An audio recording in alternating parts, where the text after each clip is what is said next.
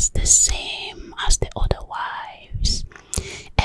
Everyone jeered at her on account of her ugliness. But she was not really ugly, but beautiful, as she was born with two skins.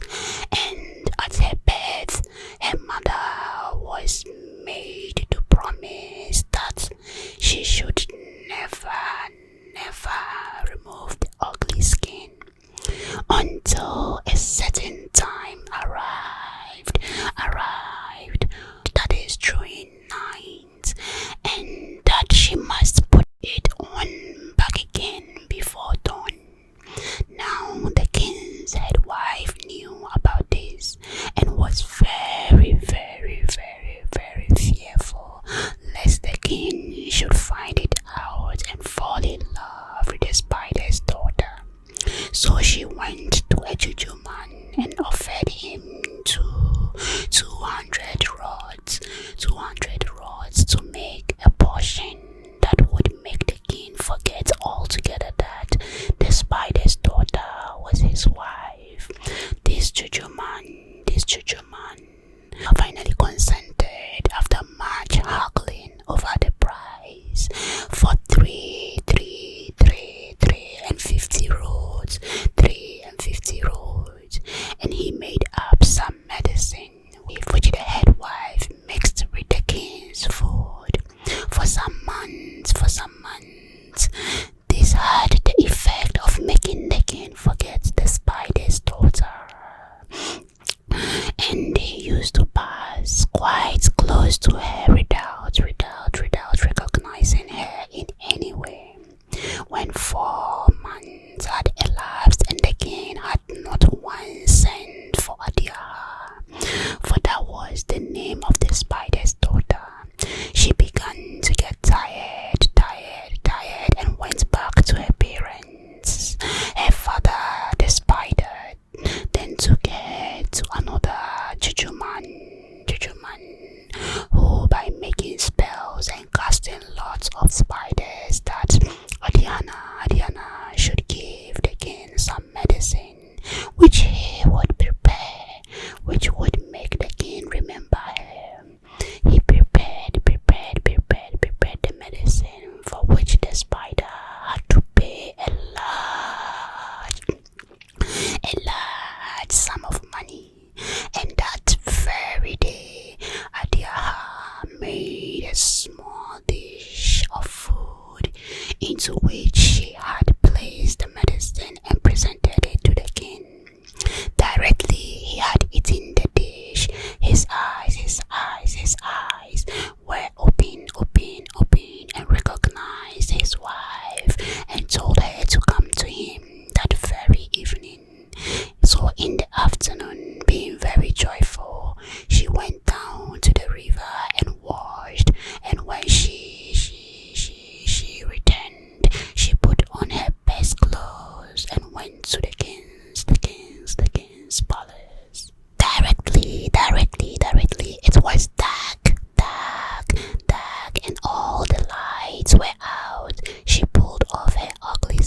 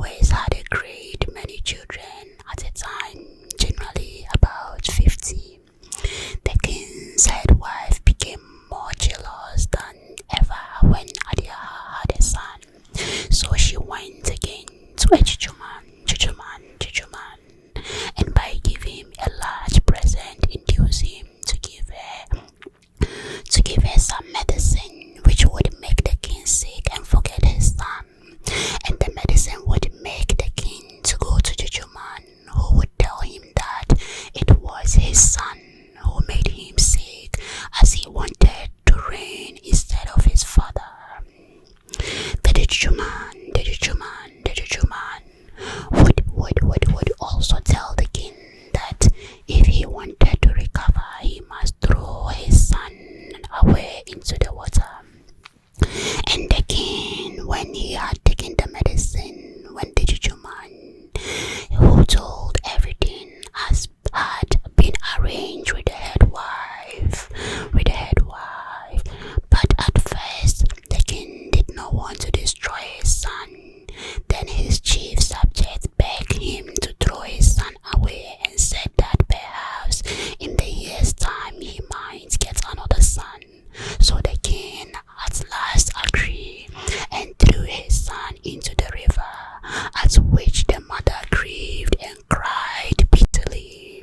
Then the head wife went to the Juju man and got more medicine, which made the king forget Adiaha for three years, during which time she was in mourning for her son.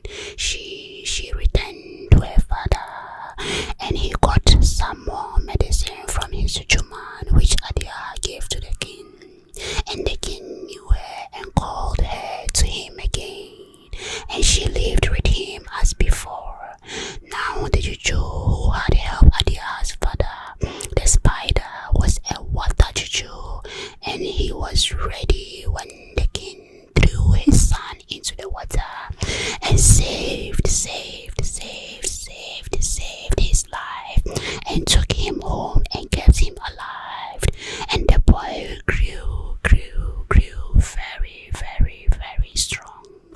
After a time, Adia gave birth to a daughter, and her jealous wife also persuaded the king to throw away. It took a longer time to persuade him, but at least he agreed and threw his daughter into the water too, and forgot Adia again. But the water Juju was ready again.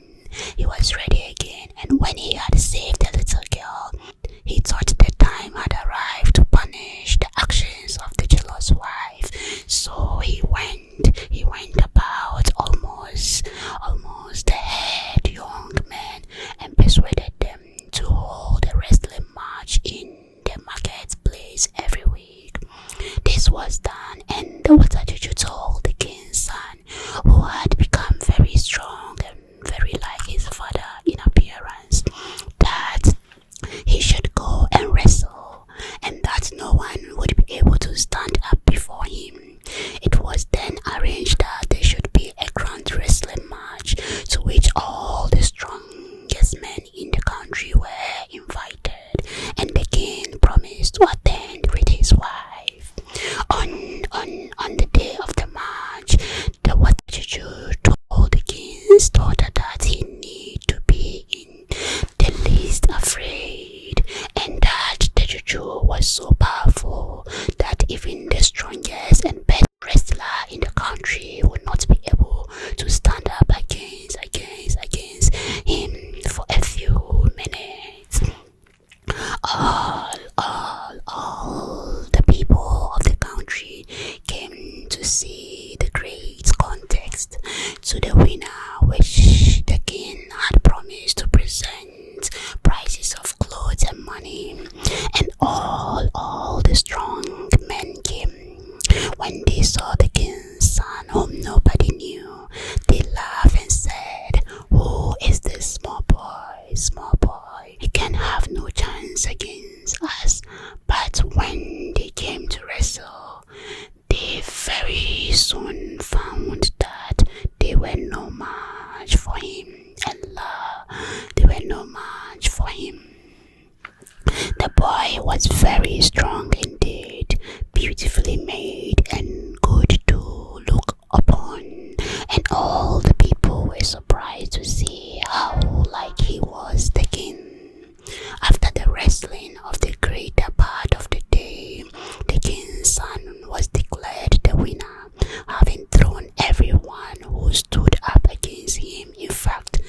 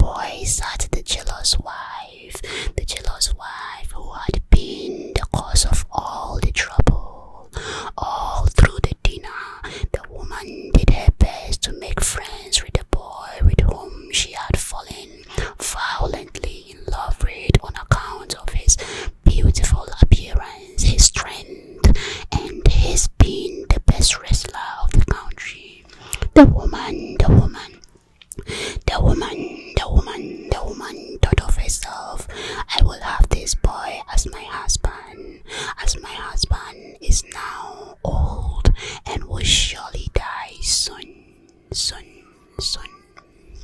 The boy, however, who was as wise as he was strong, was quite aware of everything the jealous woman had done, and although he pretended to be very flattered at the advances of the king's head wife, he did not respond readily and went home. When he returned to the Watajiju's house, he told him everything that had happened, and the Watajuju said, as you are now in high favor of the king, you must go to him tomorrow and beg for a favor from him. The favor you will ask is that all the country shall call together, and that a certain case shall be tried, and that when the case is finished, the man or the woman who is found to be in the wrong shall be killed by the Igbos before all the people. So the following morning, the boy went to the king, who readily granted his request, and at once all around the country appointing a day for the people to come in and hear the case tried. Then the boy went back to the Watajuju, who told him to go to his mother and tell her who he was, and that when the day of the trial arrived, she was to take off her ugly skin and appear in all her beauty. But for the time had come when she need no longer to wear it. This the son did. When the day of the trial arrived, Adia sat in the corner of the square, and nobody recognized the beautiful stranger as the spider's daughter. Her son sat next to her and brought his sister with him. Immediately his mother saw him. She said, "This must be my daughter, whom I have long mourned as dead," and embraced her most affectionately. The king and his head wife then arrived and sat on their stones in the middle of the square. All the people saluting them with the usual greeting. The king then addressed the people, and said that he had called them together to hear a strong palaver at the request of the young man who had been the victor of wrestling, and who had promised that if the case went against him, he would offer his life to the Igbo. The king also said that if, on the other hand, the case was decided in the boy's favor, then the other party would be killed, even though it were himself or one of his wives. Whoever it was would have to take his or her place on the killing stone and have their head cut off by the Igbos. To all the people agreed, and they would like to hear what the young man had to say. The young man then walked around the square and bowed to the king and the people and asked the question, "Am I not worthy to be the son of any chief in the country?" And all the people answered, "Yes." The boy then brought his sister out of the middle, leading her by the hand. She was a beautiful girl and well made.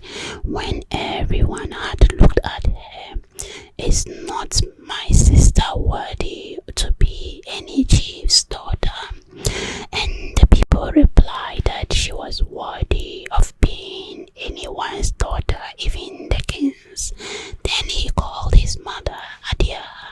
She came looking very beautiful with her best clothes and beads on, and all the people cheered as they never seen a finer woman.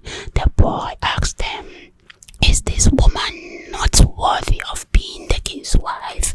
And